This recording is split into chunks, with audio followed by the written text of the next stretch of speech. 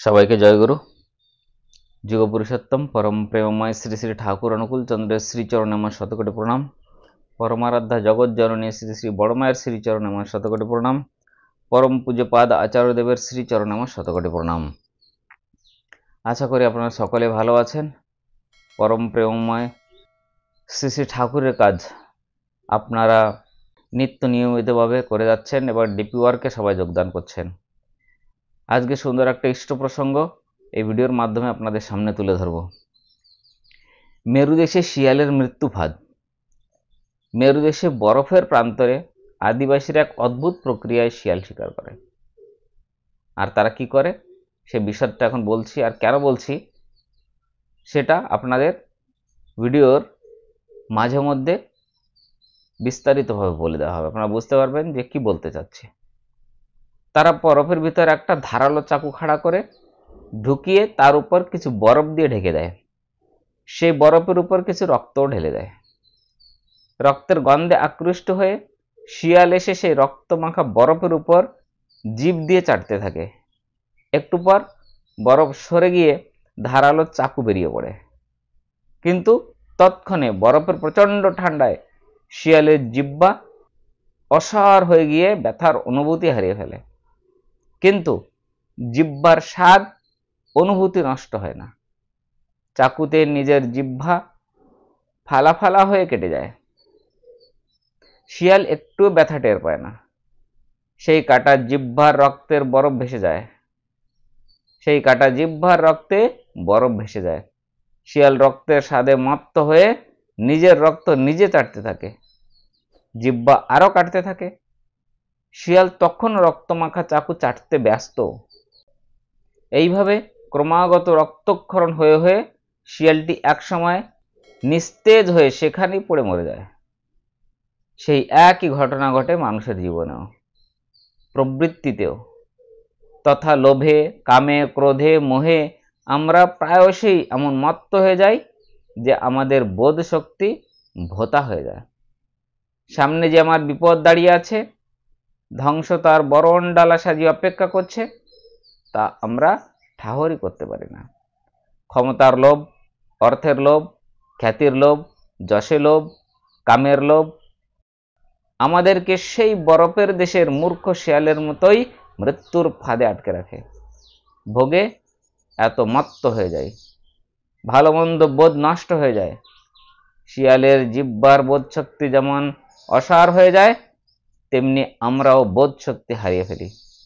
সেই ধ্বংসের মধ্যে বাস করেও আমরা ভাবি আমি তো বেশ ভালোই আছি। কিছুদিন পূর্বে এক বাড়িতে গেলাম। বাড়ির মালিক ও ওনার স্ত্রী দীক্ষা নিয়েছেন। অনেক দিন হলো, কিন্তু ইষ্টভীতি করেন না। জীবন থেকে ঠাকুরকে প্রায় দূর করে রেখেছেন। অর্থ, বিত্ত, ক্ষমতা বেশ ভালোই আছে। যখন কথায় কথায় ইষ্টভৃতির প্রয়োজনীয়তা ও গুরুর বিধান পালনের আবশ্যিকতার ব্যাপারে বলছি, তিনি সাথে সাথে বলে উঠলেন, ইষ্টভৃতি না করে তো বেশ ভালো আছি, আমার তো কোনো কিছু কম নেই জীবনে। ওনার এই বলার ভঙ্গিতে একটা উষ্মা, একটা আহমিকা বেশ ঝলকে উঠল। আমি আর কথা বাড়ালাম না। ওনার সাথে তর্ক করা বা যুক্তি দিয়ে বোঝাতে যাওয়া অর্থহীন মনে হলো আমার। তিনি নিজেই যেহেতু একটা সিদ্ধান্তে পৌঁছে গেছেন, যেহেতু ওনার অহং বেশ কঠিন হয়ে আছে, তাই ওনার কথার পিঠে আমি সাথে সাথে কথা না বাড়িয়ে অন্যভাবে কথা বলতে শুরু করলাম। একটু পর ওনার স্ত্রী বললেন, দাদা, আমার ছেলেটাকে একটা সাইকিয়াট্রিস্ট দেখাতে হবে। আপনার পরিচিত কোনো ভালো সাইকিয়াট্রিস্ট আছে? আমি বললাম, কেন, কি হয়েছে আপনার ছেলের? তিনি বললেন, আমার ছেলের বয়স 20 বছর। সে কারোর সাথে কথা বলে না, রাতে ঘুমায়ও না, কোথাও যায় না বাইরে। সারাদিন তার ঘরে দরজা জানলা বন্ধ করে অনলাইনে ভিডিও গেম খেলে। এই গেম খেলে খেলে প্রচুর টাকা পয়সা নষ্ট করছে। কিছু বললেই প্রচণ্ড রেগে যায়, খাওয়া দাওয়া অবধি ভুলে যায় ভিডিও গেম খেলতে খেলতে। ফ্রি ফায়ার নামে একটা ভিডিও গেমেই সে মারাত্মকভাবে আসক্ত হয়ে আছে। ছেলেটির মায়ের এই করুণ কষ্টের কথাগুলো শুনতে শুনতে ছেলেটির বাবার দিকে তাকাচ্ছিলাম। সেই মুহূর্তে মরুদেশের সেই শিয়ালটির কথা খুব মনে পড়েছিল। আমাদের প্রত্যেকের জীবনেই সেই মরুদেশের শিয়ালের মতো দুর্দশা হতে পারে। ভোগের নেশায়, লোভের নেশায়, লোভের আবেশে, ক্ষমতার মত্ততায় আমাদের বোধ শক্তি ভীষণ রকম অসার হয়ে যায় প্রায়শ। আমি ধ্বংসের সামনে দাঁড়িয়ে আছি তা অনুভব করার মতো বোধ, জ্ঞান একেবারে হারিয়ে যায়। দৃষ্টি শুধু ভোগ্য বস্তুতেই নিবদ্ধ থাকে, আর কিছু দেখতেই পায় না। তখন সেই মুহূর্তেই প্রয়োজন একজন গাইড, গুরু, অভিভাবক, শাসক বা নিয়ন্ত্রক, যিনি আমার বোধের আচ্ছন্নতা কাটিয়ে আমায় ধাক্কা দিয়ে ধ্বংস হতে সরিয়ে দেবেন, বিপাক পথে হাত ধরে চলা শেখাবেন। তিনি সদ্গুরু বা তিনি আচার্য। নিত্য ইষ্টভৃতি করলে, নিত্য নামধ্যান করলে, ইষ্ট কাজে ব্যাপৃত থাকলে, আচার্য সঙ্গ করলে মাথায় গুরুর চিন্তা সক্রিয় থাকে। গুরু আমার চিন্তায়, ধ্যানে নিত্য অবস্থান করেন। আমার বোধ তিনি জাগিয়ে রাখেন, আমায় প্রবৃত্তির আবেশ থেকে টেনে বের করে আনেন। আমি ধ্বংসমুখ হতে ফিরে আসি, জীবনের পথে চলার অগ্রগতি অব্যাহত থাকে। তাই সদ্গুরুর দীক্ষা সকলের জীবনেই অনিবার্য। তাই সদ্গুরুর দীক্ষা নিতেই হয়। যখনই আমরা এই পৃথিবীর বুকে নেমে এসেছি জন্ম নিয়ে, তখন আমাদের পথ দেখানোর জন্য, সঠিক জীবন যাপন করার জন্য সদ্গুরুর দীক্ষা নিতেই হবে। আর সেই সদ্গুরু, সেই গুরুদেব, সেই পরমপিতা, মালিক, তিনি যা বলবেন সেইভাবে আমাদের চলতে হবে। যদি আমরা সে বলা কথা মান্য করে চলতে পারি, সেই রাস্তায় আমরা চলার চেষ্টা করি, তাহলে দেখবেন আমাদের এই মানব জীবন ধন্য হয়ে যাচ্ছে।